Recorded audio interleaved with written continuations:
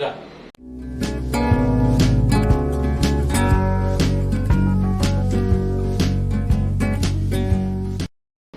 Balik lagi guys di YouTube channel Jeffrey Pardede and Friends.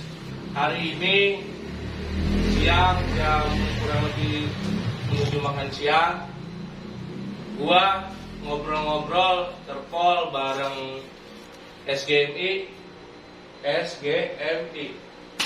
Ini langsung sama ketuanya ya, ngobrol-ngobrol tentang bagaimana hadirnya SGMI di tengah masyarakat, hadirnya SGMI di Kota Serang, Provinsi Banten yang kita cintai. Apa sih tujuannya? Kita bisa langsung nanya ke ketuanya langsung. Siapa nama lu, bro? Ya, nama gua Simon Mimpolan Marbun, Bang. Simon Mimpolan Marbun. Batak lagi. Iya. Luar biasa ini Batak. Ketua SGMI, berarti apa itu SGMI, bro? Mungkin kalau SGMI itu kepanjangannya Sekolah Gerakan Pemuda Mahasiswa Indonesia, Bang. Sekolah Gerakan Pemuda Mahasiswa Indonesia. Harusnya SGPMI. Iya. Kenapa SGMI? Karena pada saat itu pas kita konferensi kita biar singkatan itu nggak terlalu panjang, dan karena mungkin M-nya juga ada di pemuda, Mahasiswanya ada di pemuda ya? Sama-sama sektornya lah. Jadi SGMI kita. SGMI.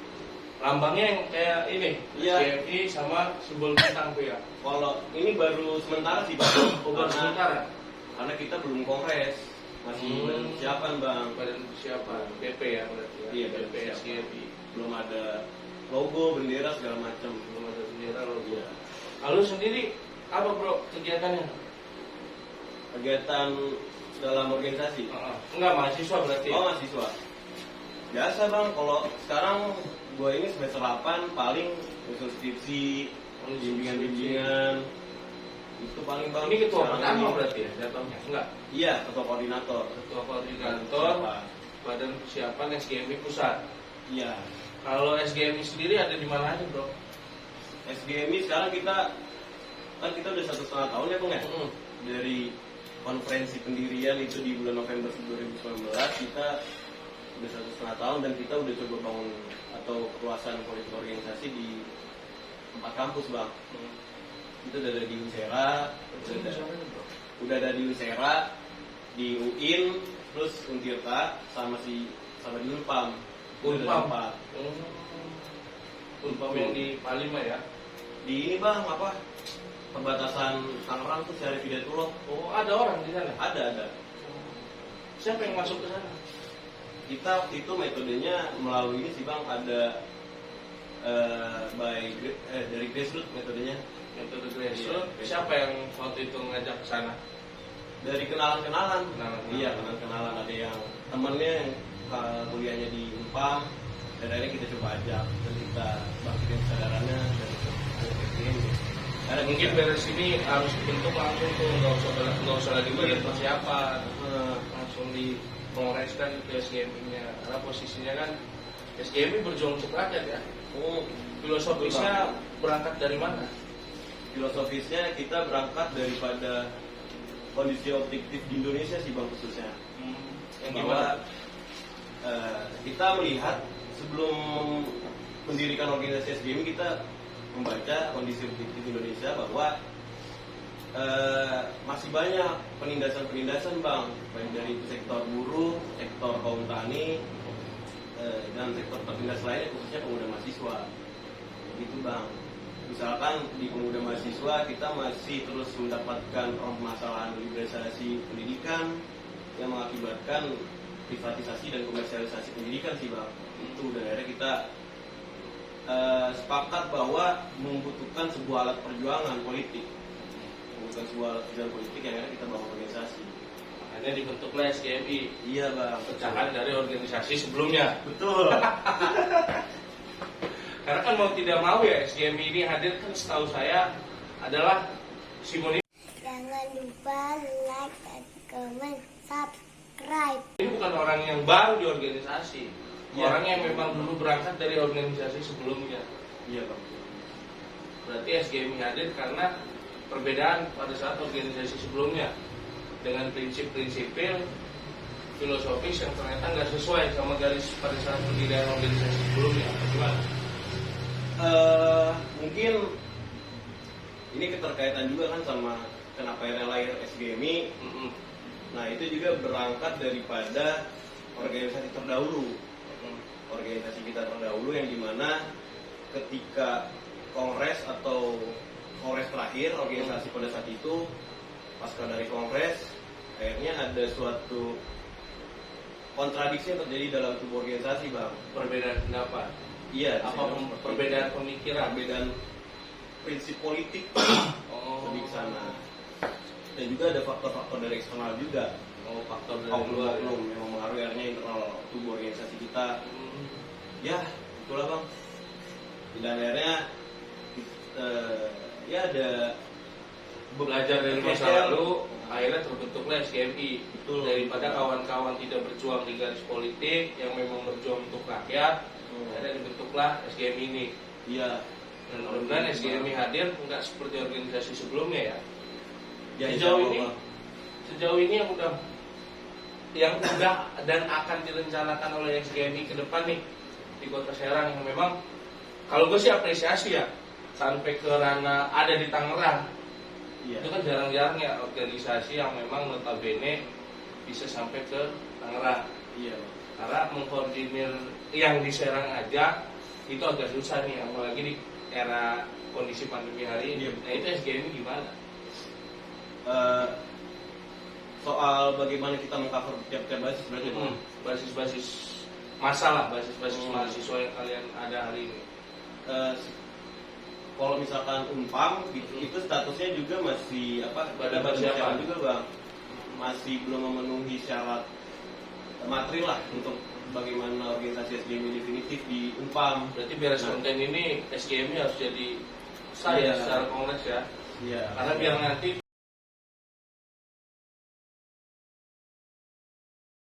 takut ada konten berikutnya sama SGMI udah sah nih kongresnya. Ini gua nyolek semua sih jatuhnya nanti. Oh, bisa. Karena biar nanti pecahan organisasi yang sebelumnya kan udah kongres, mereka udah nasional ya. SGMI juga harus nasional.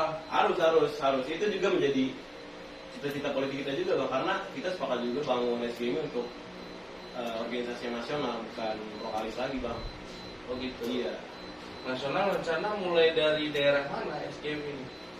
Kita mungkin di Serang dulu bang khususnya, kita masih pin di Serang, yang akhirnya kita coba politik kawasan lagi di daerah-daerah lain. Itu paling bang, karena kita memandang bahwa kan permasalahan di Indonesia saat ini kan kompleks dan bukan permasalahan di daerah Banten doang gitu.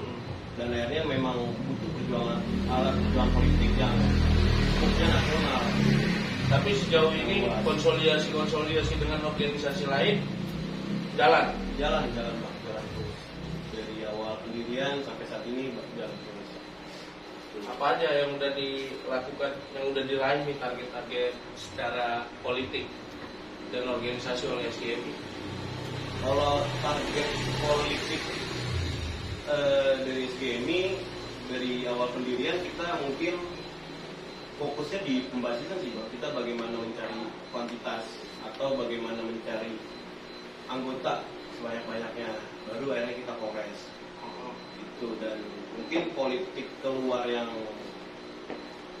terus kita jalankan adalah bagaimana kita mengkampanyekan sesuai dengan prinsip-prinsip atau pandangan-pandangan SGMI, mungkin itu yang terus kita kampanyekan di tiap-tiap agenda-agenda Apa tuh perjuangan. prinsip yang dikampanyekan apa? Ya misalkan contohnya nggak jauh dari permasalahan buruh, mahasiswa, kaum tani gitu bang. Oh, begitu. Iya.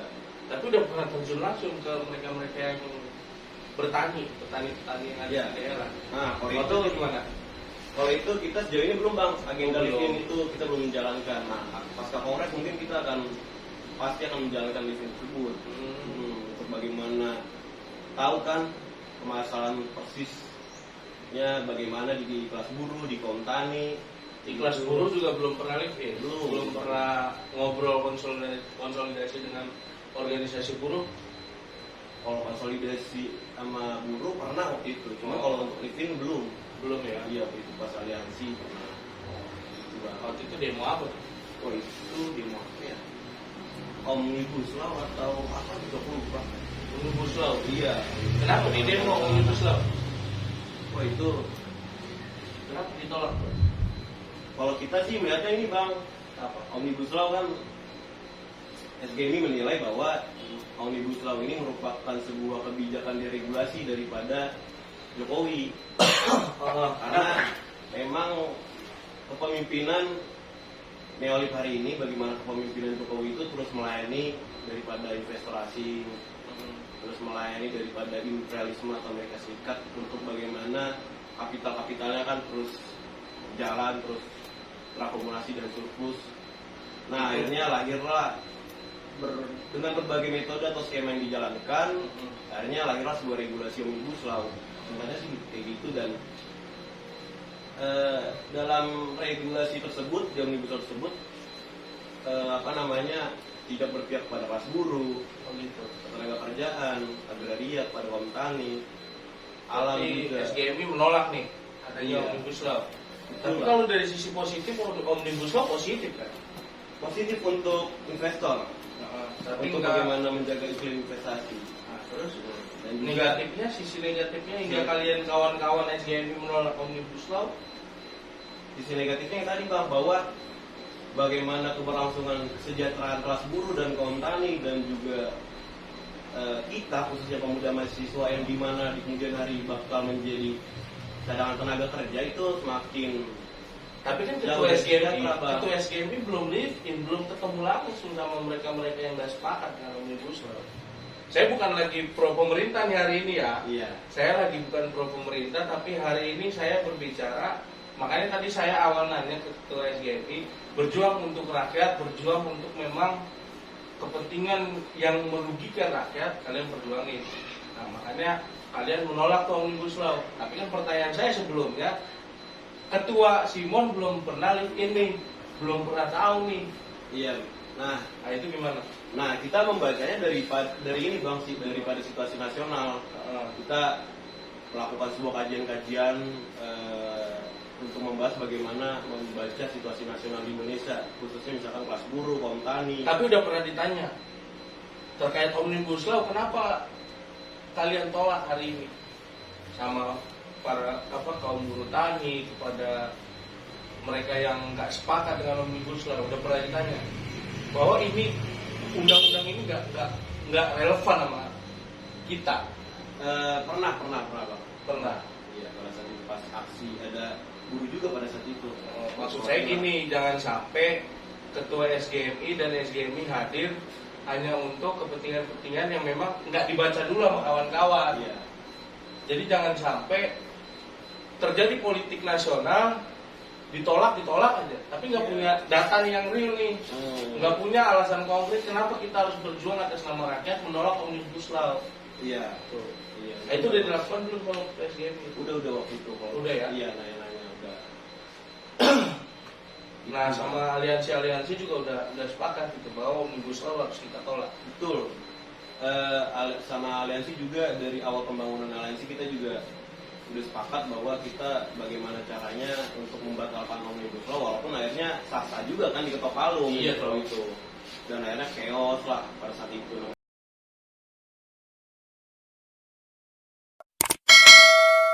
Oktober. Karena apapun alasannya undang-undang dibuat karena kepentingan politik. Betul Bang, apapun regulasinya biasanya pasti ada politik yang diperlukan. Harusnya ditolak sebelum ketok palu sama kawan-kawan SGMI. Itu udah terus kita aksi terus Bang, sebelum diketok palu itu kita terus agendakan aksi untuk bagaimana menolak Omnibus Law. Cuman kan akhirnya kan memang pemerintah saat ini kan tidak berpihak pada rakyat, tidak mendengar bagaimana suara-suara regulasi buruh, kali dan sektor lainnya. Omnibus Law hadir karena memang pemerintah melihat itu untuk memuluskan jalannya Iya. bagaimana hari ini investasi hadir untuk membangun infrastruktur dan segala macam. Makanya kenapa Omnibus Law hadir biar mempermudah. Bukannya nggak ngomong nggak berjuang atas nama rakyat. Omnibus Law dibuat karena itu, bro. Nah, Omnibus Law kan lahir kan atau berpihakannya kan keberpihakan politiknya kan atas daripada iklim investasi yang dimana pastinya kan pengusaha itu kan membuat perusahaan tuh akhirnya. Nah, tapi kan akhirnya dampaknya kan kepada aturan-aturan misalkan undang-undang tenaga kerjaan yang direvisi gitu, undang-undang lingkungan hidup, undang-undang agraria lainnya yang dimana di situ ada sektor tertindas. Artinya kan ada kontradiksi yang terjadi di situ, Bang. Menarik ya sebenarnya, guys. Kalau kita bicara Omnibus Law dengan SGMI kayaknya beres kongres nih lebih seru. Siap. Ya. Pasca kongres berarti kita Kongres ya, iya. kita bicara bikin konten lagi sama kawan-kawan SGMI ini. boleh. Terus boleh. kalau bicara itu kan bicara politik nasional ya. Kalau kita bicara SIDA, situasi daerah yang terjadi di Provinsi Banten dan kemudian situasi yang terjadi di kampus hari ini, apa yang dilakukan SGMI sama seluruh elemen kawan-kawan SGMI? Karena saya nggak dengar ya SGMI bicara SIDA kemarin udah muncul. Kalau menurut saya, tapi nggak tahu kalau memang mau ditolak. Kalau nggak sepakat dengan statement saya silakan. Situasi kampus yang terjadi juga, saya nggak lihat tuh SGMI hadir. Oh, kalau Sitkam Sama SIDA. Kalau situasi daerah, pertama kalau situasi daerah kita Kan banyak banget kok korupsi di Banten nih. Lagi yang belakang ini kan yang terjadi. Itu atas nama rakyat dong. Betul. Karena korupsinya uang rakyat nih. Iya betul. Nah, itu gimana? Pajak segala macam yang dikorupsi. Nah, kita SGW memandang bahwa korupsi atau kasus-kasus yang terjadi di SIDA yang hangat-hangatnya sekarang korupsi misalkan, masih ada permasalahan yang secara mengakar lagi, Bang. Apa tuh? Gitu. Nah, mengakarnya itu apa berarti ya? Nah, itu yang tadi gue bilang itu misalkan Nggak apa-apa mau gue juga sama aja. nah, yang tadi gue bilang itu ada bagaimana imperialisme, bagaimana investor asing kita memandangnya secara radikal atau mengakar.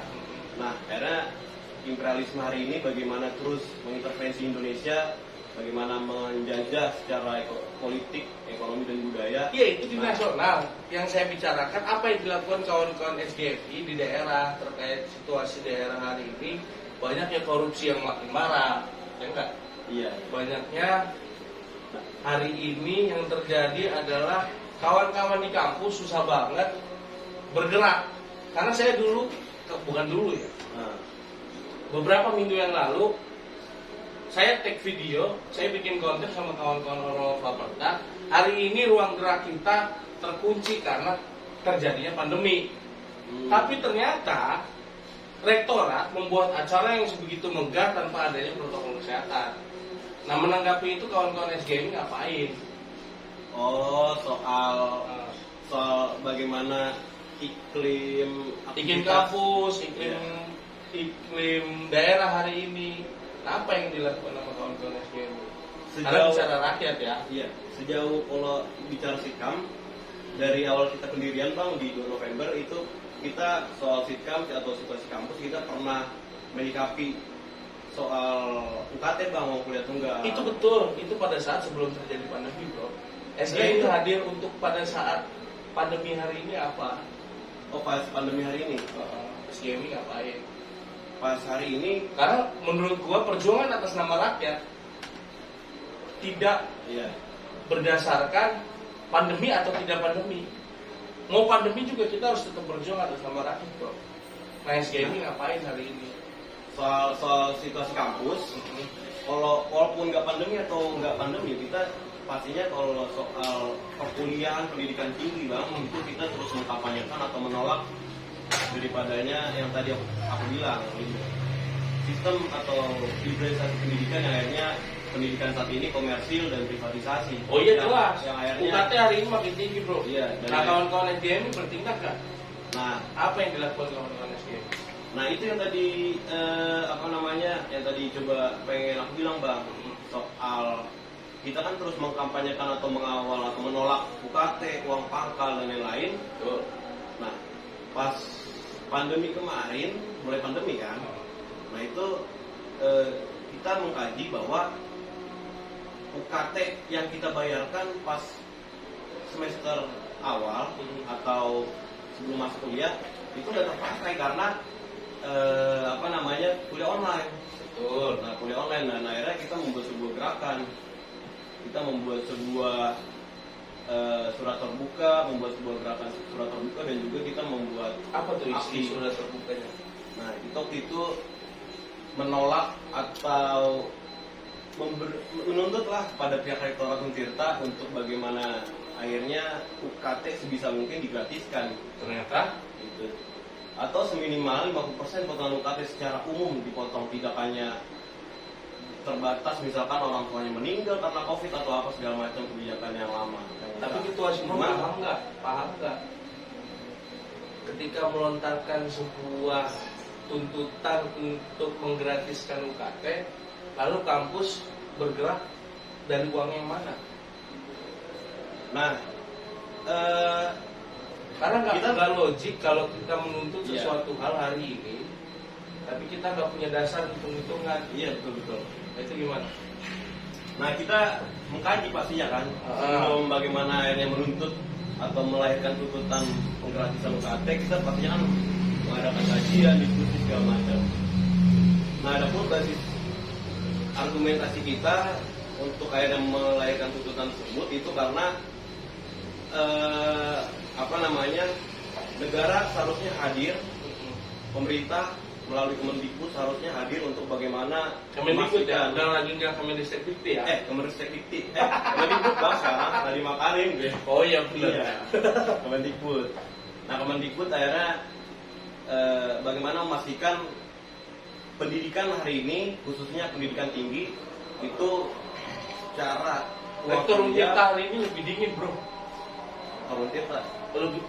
Rektor Untirta hari ini lebih dingin daripada rektor sebelumnya. Dingin maksudnya? Lebih sadis. Perjuangan kalian akan lebih berat. Oh, udah terbukti juga bang dari tiap-tiap gerakan yang udah coba yang dilakukan sama kawan-kawan. Gimana? Iya, misalkan contohnya pas waktu itu kita aksi UKT itu, cuman itu bukan rektornya pada saat itu melalui wakil rektor. Ya nggak bakal turun rektornya. Nah, juga iya betul. Tapi kan itu di bawah kepemimpinan rektor kan. Nah, akhirnya waktu itu WR2 atau WR3 kalau nggak salah. WR3 sih seingatku itu dia pas lagi kita aksi, dia sampaikan melahirkan statement bahwa bakal dilanjutin ke pihak yang berwenang ketika kita melakukan aksi itu. Terus cuman akhirnya kan nggak dilanjutin sama dia. Itu. Akhirnya kan bagaimana kita menilai juga bahwa kampus hari ini juga nggak berpihak kepada kita. Oh gitu. Betul bang. Bagaimana pembungkaman demokrasi juga terlihat di kampus kita juga. Yang kayak gimana melalui ancaman WR3 tersebut, kalau nggak salah ya. Nggak WR3 pun lupa.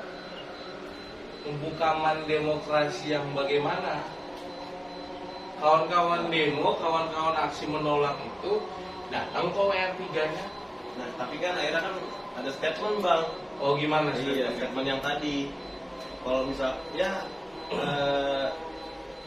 kalau seingatku dia pada intinya dia bilang kalau misalkan akan dilanjutkan kepada pihak yang berwenang pada saat aksi itu. Itu kan sebuah statement yang lahir untuk mencoba menekan gerakan-gerakan di kampus kan, untuk meredam bagaimana gerakan-gerakan di kampus. Terakhir demo kapan ya SGMI? Terakhir demo kita itu pas momentum Mei di Hardiknas. Mei kemarin? Iya, Mei kemarin. Di kampus apa di daerah? Di daerah bang, di alun-alun atau di UIN sama. Nah itu berjuang gimana? Ngapain? Itu kita kemarin mengangkat isu tolak liberalisasi ketenagakerjaan dan tolak liberalisasi pendidikan. Omnibus Law lagi ya. Dan juga cabut omnibus law pastinya. Kalau liberalisasi pendidikannya apa tuh? Liberalisasi pendidikannya sama kayak yang tadi bang, itu sebuah ya sistem pendidikan yang liberal, yang akhirnya bagaimana pendidikan hari ini menjadi sebuah barang komersil, barang dagangan, dan juga sebuah pendidikan yang privat atau tidak aksesibel. Pendidikan ini jadi barang komersil. Yang dikomersilkan itu apa? Hanya UKT kan? Oh, ada yang lainnya bang. Wah, Uang pangkal. uang pangkal pada saat Misalkan maba yang lewat jalur seleksi mandiri itu dia dikenakan uang pangkal. itu kan hanya seleksi mandiri bro. Iya. Tapi kan SBMPTN dan SM yang lain bang enggak. Cuman itu juga salah satu bentuk komersialisasi pendidikan bang. Walaupun memang Pernah punya data nggak? Kenapa ada UM yang memang harus ada uang pangkal? Pernah punya data nggak? Kenapa dipaksakan UM ada uang pangkal? ujian mandi kenapa hanya ada uang pangkal? Iya. Sedangkan SBM dan SM yang lain nggak ada. Nah, lahirnya misalkan kita coba bedah lagi kan, kenapa era pendidikan hari ini liberalisasi itu pertama pada tahun 94 pada saat rezim Orba Soeharto pada saat itu, yang dimana Indonesia meratifikasi sebuah perjanjian gas WTO. Akhirnya di perjanjian tersebut itu melahirkan 12 perjasa. Salah satunya pendidikan. Nah, akhirnya pendidikan yang diperjualbelikan ini kan menjadi barang dagangan. Nah, pasca perjanjian tersebut sampai sekarang sistem liberalisasi pendidikan itu makin masif.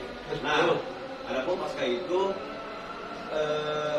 uang pangkal itu lahir pada tahun apa ya, aku lupa lagi. Iya tahun sekian lah. Terus Pada tahun sekian lah lahir uang pangkal. Nah, dengan politik atau dari pemerintah itu bagaimana untuk subsidi untuk pembangunan kampus segala macam dibebankan kepada yang jalur mandiri. jalur lain tidak. Jalur lain tidak, SNM dan SBMPTN. Nah, SGMI merasa itu adalah sebuah komersialisasi pendidikan. Iya, betul bang. Yakin itu komersialisasi pendidikan. Yakin. Tapi katanya tadi subsidi, bukan komersialisasi dong. Kenapa ya kita bilang suatu bentuk subsidi? Karena pemerintah saat ini harusnya kan dia memberikan sebuah atau melakukan tanggung jawabnya bagaimana untuk melaksanakan pendidikan secara gratis sesuai dengan amanat undang-undang. Gratis pak untuk SD, SMP, SMA bro. Harusnya tinggi belum ada dasar hukum yang memang mewajibkan untuk digratiskan. Harusnya kan sampai kuliah juga bang. Bagaimana contohnya misalkan pada Udah saat ada belum dasarnya? Udah ada belum dasarnya? Rezim Soekarno kan gratis pada saat itu pendidikan. Bang. Kata siapa? Pada saat itu rezim Soekarno kan pendidikan Kata gratis. siapa? Dicek lagi. Enggak Nah, bro. Cuman pada saat itu yang nggak mampu, yang bagaimana mahasiswa yang nggak mampu itu nggak diwajibkan sifatnya. UM orang-orang mampu. UM orang-orang mampu. Rezim Soekarno lu ada UM bang. Yes, yang lu bahas hari ini adalah komersialisasi pendidikan di jalur UM. Iya. Di jalur lain tidak bro. Iya nggak? Iya betul. Nah kenapa lu bisa menganggap itu komersialisasi pendidikan? Sedangkan jalur-jalur lain nggak ada kok uang pangkal, hanya di UM. Ya, yang tadi bang, karena uang pangkal itu atau dasarnya harusnya kan pendidikan ini menjadi atau pemerintah harusnya dia memberikan atau melakukan tanggung jawabnya bagaimana memastikan pendidikan saat ini gratis kan seperti itu. Kagak Sampai ada ke bro, pendidikan tinggi kagak ada bro di pendidikan tinggi. sesuai dengan cita-cita 45 pada saat itu. Di universitas Cuman- walaupun kagak ada pendidikan. Cuman akhirnya kan pada saat rezim Soeharto bang, Orde Baru akhirnya pendidikan liberal. Kagak ada. Pendidikan semua bayar mau di zaman orde siapapun, di zaman presiden siapapun, pendidikan itu bayar. Jauh sebelum kita yang demo mereka pendidikan harus begana begini, mereka sudah demo itu. Waktu itu aku baca Oh gitu. baca sejarahnya. memang ada bayar, cuman nggak seperti Sebesar yang apa? ini. Iya, bayar yang dimana di situ kalau nggak salah undang-undang atau. Nah sekarang gue balikin lagi, pernah baca juga nggak kenapa UM bisa sebesar itu? Hitung-hitungan matematika ditetapkan UM sebesar itu, pernah baca nggak dasarnya apa, alasannya apa? Jangan lupa like dan comment, subscribe. UM bisa sampai 7 juta, 8 juta, 10 juta, 12 juta. Biaya uang pangkalan. Nah, Nah, kita pernah mengkaji juga bang, kenapa lahirnya uang pangkal itu nominalnya sekian atau sosum itu 10 juta, Sainstek 15 juta. Nah itu ternyata misalkan contohnya di PTN Wilayah Barat. betul. Misalkan Untirta PTN Wilayah Barat, misalkan ada Untirta, Iya pokoknya itu. macam. Terus kita bahas di kampus kita aja. Nah, akhirnya di situ ada MPR-PTN atau Majelis Permusyawaratan Rektor PTN Barat.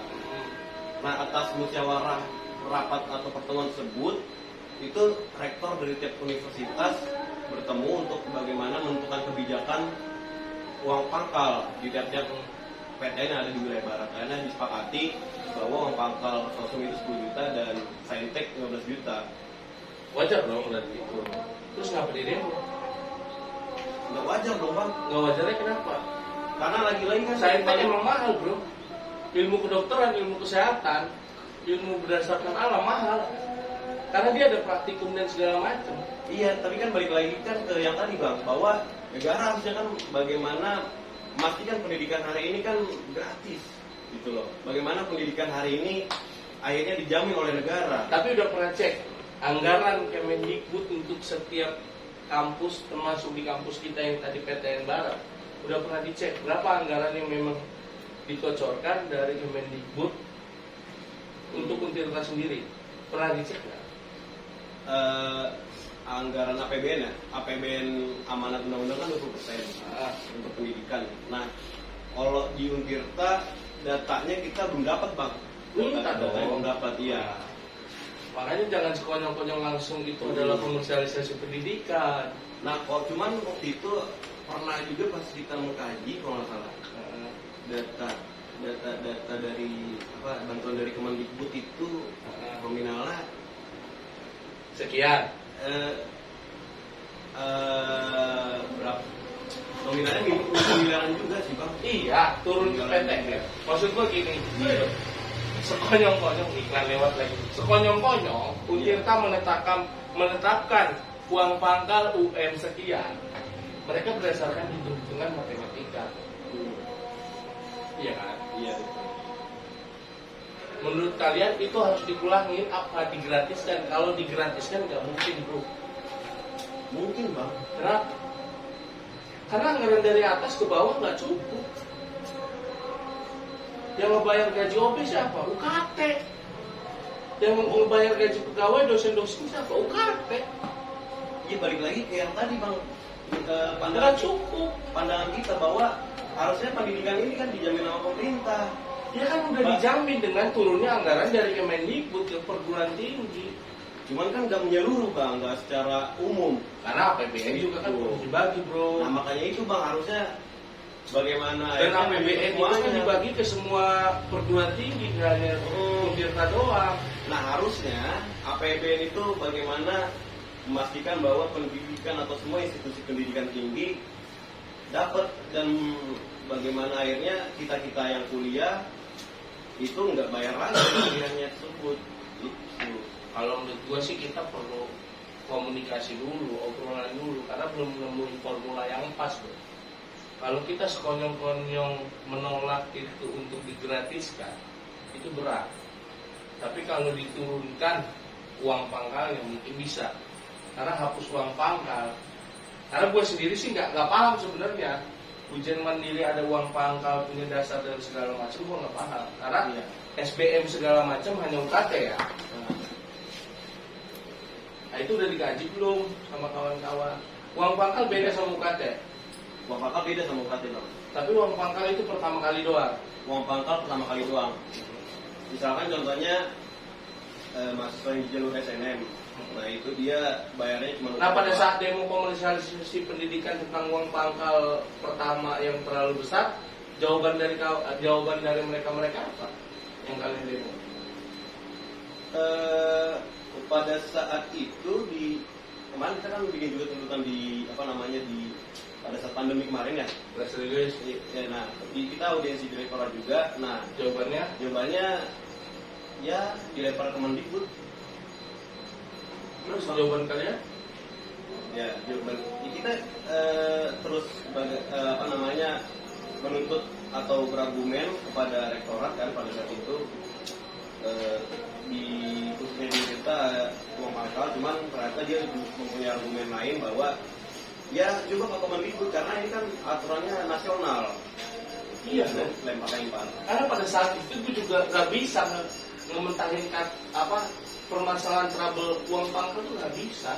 Gitu. Nah, memang akhirnya butuh ini sih Bang, kalau soal uang pangkal itu memang harus melakukan pergerakannya secara nasional. Kalau menurut Kan sudah dilakukan.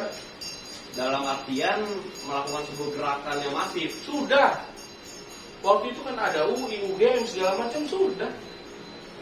Nothing.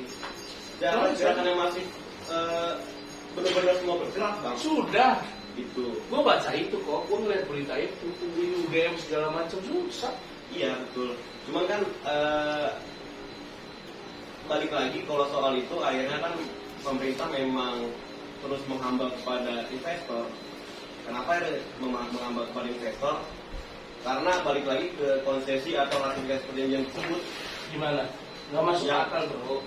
Kok jadi investor yang kita bahas uang pangkal, ujian masuk dan segala macam investor. Nah ini maksudnya balik lagi ke 94 pada saat perjanjian tersebut, maksud dari menghambat investor atau bagaimana pendidikan dikapitalisasikan. Itu karena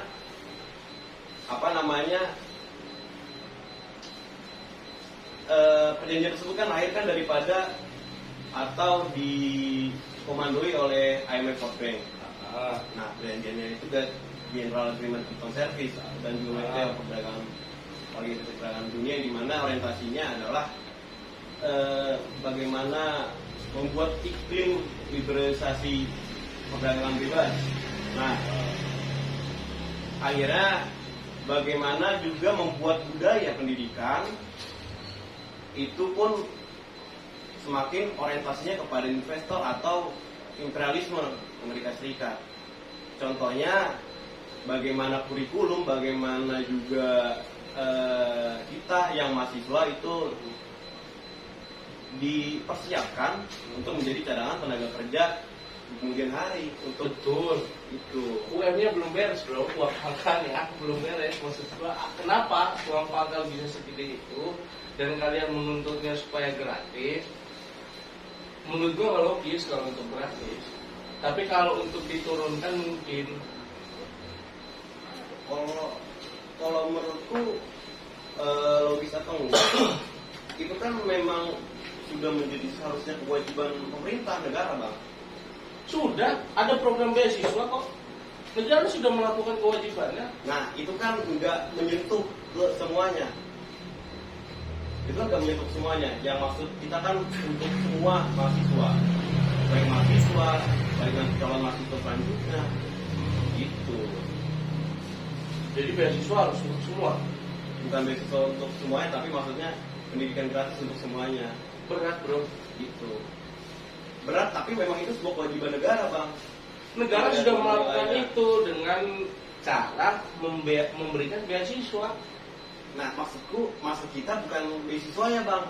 Beasiswa kan sebuah bantuan materi loh. Gratis loh. Itu kan ada yang gratis, ada yang gratis.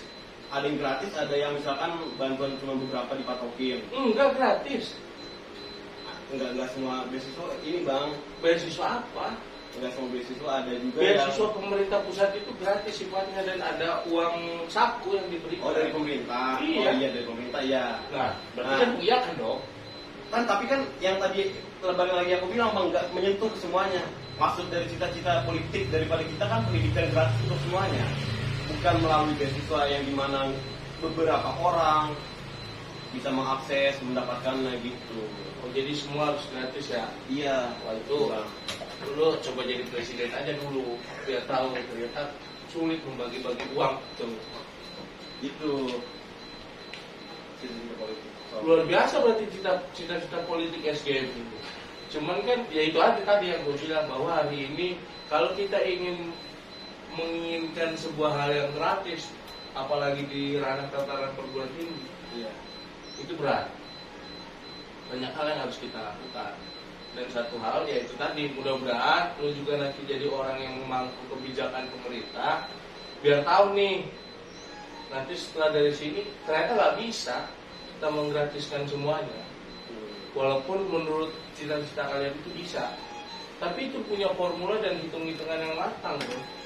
Termasuk APBN yang harus dibagi, kebijakan yang harus dirubah, aturan-aturan yang harus diperbaiki.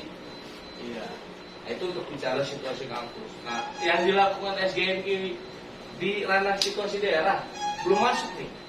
Iya, kalau soal situasi daerah kita Apalagi hari ini Banten, korupsi, bro. iya. Nah, kita belum pernah melakukan bang situasi daerah di Banten khususnya. Kenapa nggak Kita Tapi ada cita-citanya mengawal kebijakan pemerintah di tataran provinsi maupun kota kabupaten. enggak ada bang. Oh, nggak ada. Enggak ada. Yang benar nggak ada. Iya. Hebat bener SGMI punya Kecuali- cita-cita politik di tataran sitkam dan situasi nasional, tapi meloncat Kecuali- situasi daerah. Ada, tapi maksudnya sesuai dengan cita-cita politik SGMI yang dimana berketerkaitan dengan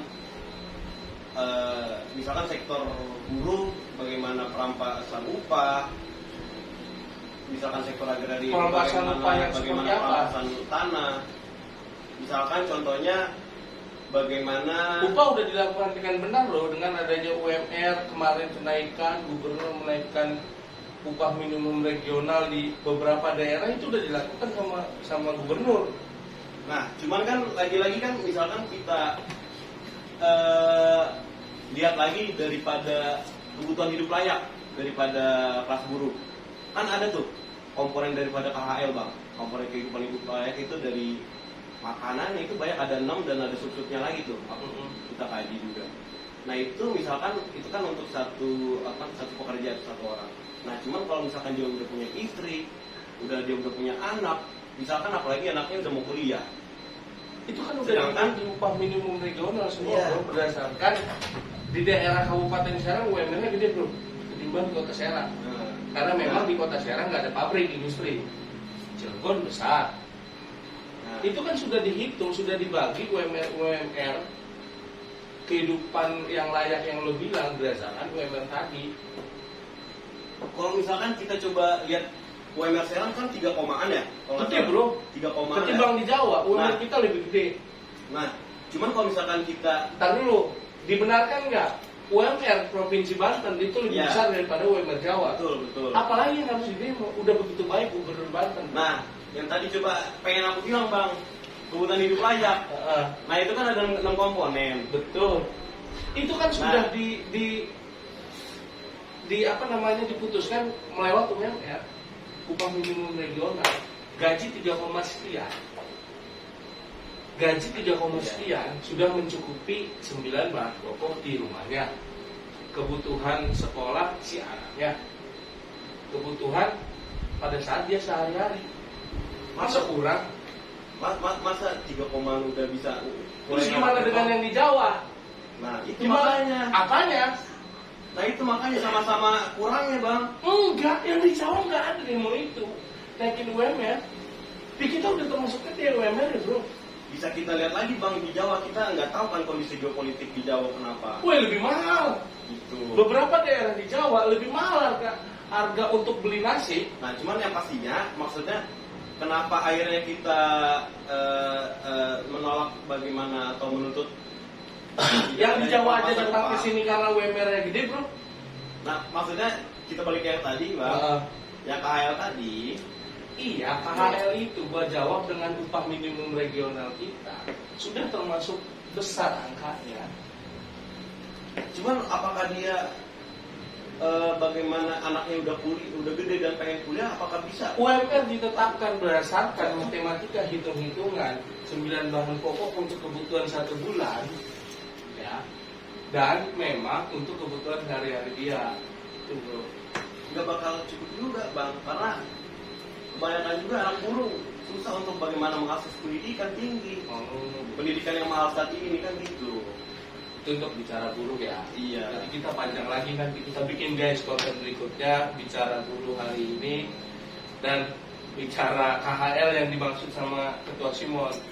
Nah, kalau terkait Sipda Banten, korupsi dan segala macam, tanggapan kawan-kawan SGMI gimana? Nah, kita kan Sudah ada kajian? kita belum kesana bang kalau soal korupsi yang masih hangat ini. Kenapa? Itu karena Korupsi itu uang rakyat bro yang dimakan. Iya betul.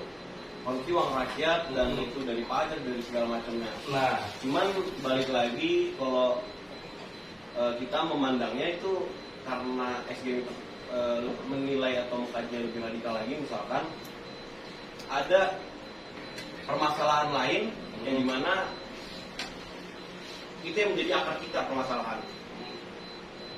Yang menjadi akar permasalahan kita yaitu adalah bagaimana kondisi objektif hari ini yang diintervensi oleh Amerika Serikat dan negara sekutu dan tuan tanah lainnya yang akhirnya kita bro. Iya, maksudku yang kenapa yang dikaitkan ke sana sesuai dengan prinsip politik kita, karena intervensi tersebut dari jajahan secara ekonomi politik dan budaya, akhirnya bagaimana kita lebih fokus ke permasalahan kelas buruh, permasalahan kaum tani dan juga pemuda mahasiswa khususnya atau sektor tertindas lainnya. Itu bang. Kenapa akhirnya kita soal korupsi bisa dibilang tidak terlalu ini, Nggak terlalu masuk. Walaupun korupsi itu kan uang rakyat. Iya betul, walaupun lagi-lagi itu orang rakyat karena yang tadi aku bilang. Menarik ya. Itu bang.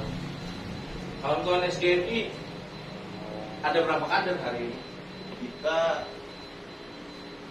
anggota kita keseluruhan total 32 atau 33 bang.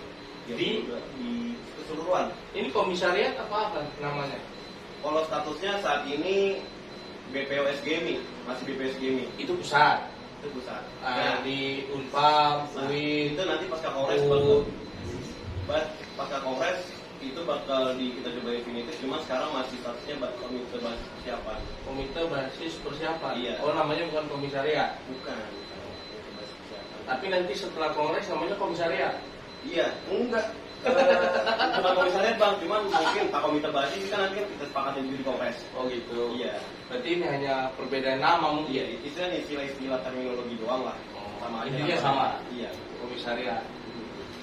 Nah, Ketua Simon BPO pusat.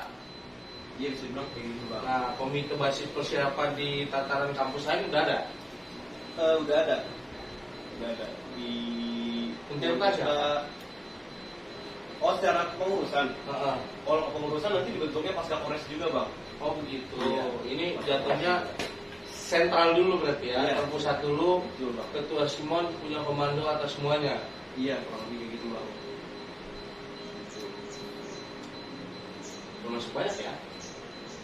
Jangan lupa like dan comment, subscribe. Ya bisa dibilang bang.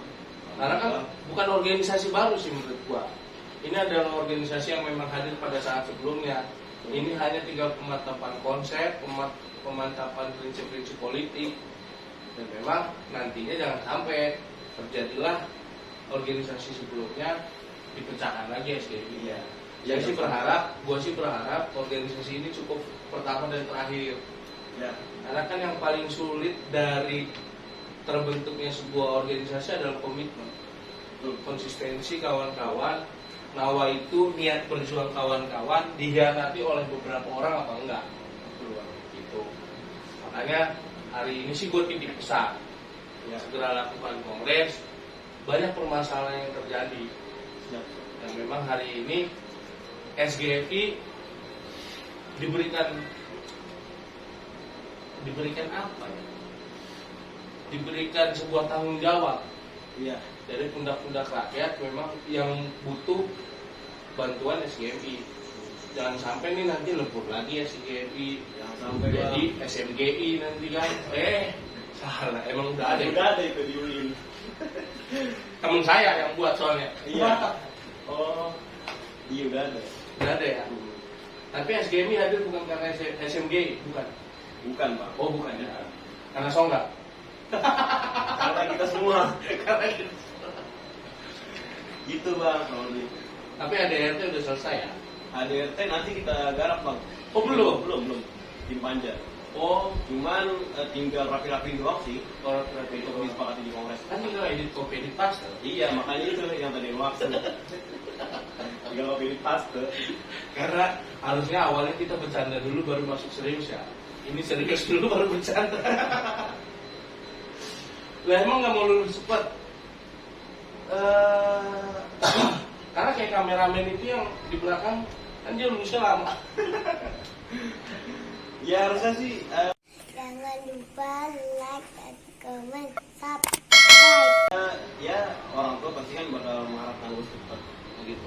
Cuman kan ada kan bagaimana bagaimana kan kita orang walaupun sih dia mengkonsolidasikan orang mengkonsolidasikan atau memberikan sebuah inilah Niatnya jadi lawyer juga. niat kalau kita ke depannya yang penting bermanfaat buat kita sih Bang. Oh begitu. Iya, entah apa Itu lebih ke arah baik sama munafik ya. Apa naif? gitu sih Bang. Kok gitu? Iya, yang penting ya jadi bermanfaat buat orang banyak lah. Bermanfaat Iya, buat orang banyak ya. Iya. Segera lakukan kongres. Saya pikir SGMI sudah kongres. Belum Bang. Harusnya kita kongres itu di bulan Juni. Alasan Juni pandemi. 2020, cuman akhirnya kan pandemi yang dimana banyak pekerjaan organisasi yang belum dilaksanakan, akhirnya tertunda dan bahkan ya akhirnya sampai sekarang paling. Ya udah internal lah berarti itu ya. Iya. Nggak mungkin di sini dibahas. Iya. Apa mau kongres di YouTube aja? Ngobrolin tuh. YouTube-nya Bang Jeffrey nanti live streaming pasti kongres. Yang ada lebih marahin Songgak, betul.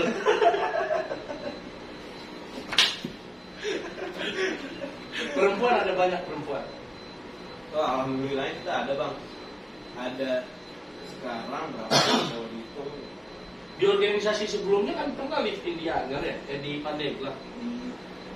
di Pandeglang. Oh beda ya? Oh beda ya? Kirain NDP jadi kesebutkan. Aduh. Organisasi sebelumnya bukannya udah pernah liftin? Ke Lebak. Niatnya pakai yang itu juga enggak? Apa cari lifting baru? Lifting baru sih kayaknya Bang. Lifting baru. Karena menurut saya daripada jauh-jauh di kabupaten kota yang jauh, kota Serang banyak yang turun di. Iya betul. Saya titip itu aja. Banyak masalah agraria juga di Banten. Di kota Serang. Iya di kota Serang atau di kabupaten Karena Serang. kan organisasi sebelumnya tuh ada di Lebak, di Pandeglang. Iya. Enggak ngelihat di kota Serang ternyata banyak. Entah kita nanti sepakatinya di sekitar kita dulu, apalagi di Kita daerah dulu. lain. Di mana? Di sini. Enggak maksudnya di kota Serang. Oh, kira mau lifting sih di BM. Di terminal Pak Madi Isuk nanti yang ada. Jaga pos disum nanti. Bisa aja nih. Kasih 2.000 nanti dari bis dapat. Dari jawaban tegang giliran bercanda cepet dia ngejawabnya. Ayo ikutin Bang Jeffrey. Udah. Aduh. SGMI, Serikat Gerakan Pemuda Sekolah. Mahasiswa Sekolah. Kenapa sekolah? Karena kita filosofinya itu karena ini sih Bang apa kan bukan cuma institusi dari pemerintah doang ya, ini ada sekolah dasar, SMP segala macam, cuman sekolah atau nama sekolah pun bisa dipakai ke dalam wadah-wadah gerakan yang dimana ya oleh kamu belajar bersama, berkumpul bersama gitu Bang. Yang membedakannya dengan serikat apa? Kenapa nggak serikat?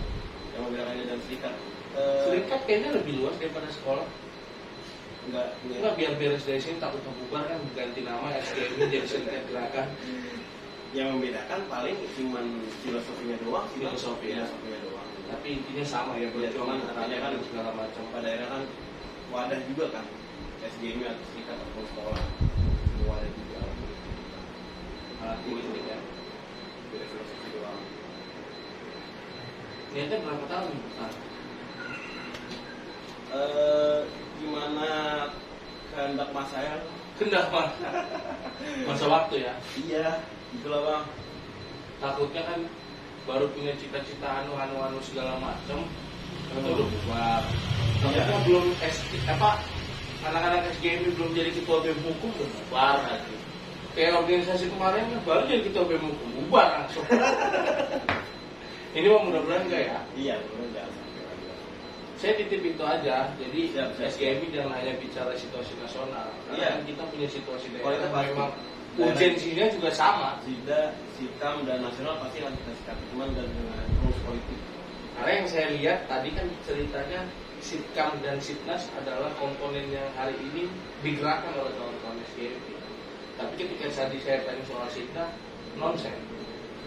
Ada cuman sesuai dengan prinsip-prinsip atau rules politik kita juga bang. Begitu. Iya. Ini harusnya tadi ada cewek bro. Iya bang. Wah kita udah konfirmasi juga ke anggota-anggota. Saya udah nitip guys. Ada cewek yang pemanis saya bilang. Ternyata gak datang ceweknya. Iya. Sekjen cewek? Sekjen cowok. Ah, yang cewek ini sebagai apa? Yang cewek ini masih anggota sih bang. Mungkin pas Polres sudah jadi pengurus gitu. Banyak ceweknya. Ya alhamdulillah ada bang. Total anggota. Karena takutnya kan ceweknya kebanyakan hancur organisasi. Ada bang, ada ya? Ada dari total anggota kita atau di apa ya 10-an belasan sih bang. Unbaja ada berapa kader? Ada berapa orang? Tapi Unbaja sistemnya ada. sama pengkaderan, bagaimana? Sistem iya sama pengaturan melalui organisasi. Organisasi. Iya. Kalau Unbaja nggak ada kita. Kan ada 4 di Unsera. Unsera. Oh dulu organisasi sebelumnya ada Unbaja soalnya. Iya. Polisi kenapa nggak diambil? Belum bang, kita belum mungkin. Oh enggak, organisasi kemarin kan ada Unbaja. Iya. Kenapa nggak itu dicomot lagi? Setahu saya dia nggak ikut organisasi. Organisasi sebelumnya yang di daerahnya juga bubar. Nah, kita udah pengen coba sih, cuman ternyata pada saat itu sepertinya kita lihat sulit sih bang. Oh sulit nah. Iya. Sulit nah. Gitu akhirnya kita mungkin coba. Nggak ada kata sulit dong buat aktivis. Iya nggak ada yang sulit, nggak ada kata sulit sih sebenarnya. Kalau tidak pikiran. Atau kenapa lu bilang sulit? Ada satu kondisi tertentu bang. Kejadian di masa lalu. Bukan kejadian masalahnya. Akhirnya mungkin coba kita pembahasan di rumah aja misalkan dengan metode atau melalui orang-orang yang masih bisa dibilang mobilitas dalam organisasi di Rumba aja sih. Karena kan udah mau kelas kuliah juga bang. Oh gitu. Iya udah bahkan udah di kelas tau. Udah kelar ya? Iya. Win ada Win. Win ada bang kita. Sama bekas yang masa lalu juga enggak? Enggak, baru juga. Kita baru. Anggota-anggota 2020 sama 2018. Iya. Di masa pandemi tapi beruntungnya masih ada kader. Iya ya? bang. Alhamdulillah kita penjaringan atau organisasi kemarin dapat di UIN dengan metode ya dan lain-lainnya lah. Itu bang. Jadi begitu guys obrolan sama SGMI Sekolah Gerakan Pemuda Mahasiswa Indonesia. Luar biasa, ternyata banyak juga yang harus dijadiin konten yang untuk SGMI.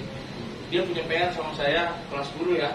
Iya boleh. Siapa tahu nanti kita bahas itu sama komersialisasi pendidikan. Siap boleh. Belum ketemu tuh titiknya, nanti di segmen berikutnya kita mungkin bakal konten lagi setelah mereka kongres. Dan mudah-mudahan SGMI jadi sebuah basis masa organisasi yang konkret yang kedepannya tidak seperti masa lalunya, tapi belajar dari masa lalu untuk bisa komitmen, konsisten, dan nawaitunya semakin dikuatkan. Iya. Karena apapun alasannya, yang paling sulit adalah mempertahankan dan tidak menjadi seorang pengkhianat. Itu pesan moralnya untuk kawan-kawan SGMI. Karena susah, kita nggak akan pernah tahu pengkhianat itu kapan hadir, tapi bersiap-siaplah ketika pengkhianat itu hadir, organisasi harus tetap bertahan. Ya. Itu aja guys, jangan lupa dukung terus YouTube channel YouTube Jeffrey Pardede and Friends. Subscribe, tekan lonceng, like dan share. Sampai ketemu di konten-konten Serpol berikutnya. Semoga lebih menarik, menginspirasi, dan bisa menjadi informasi untuk semuanya. See you next time. Thank you. Thank you.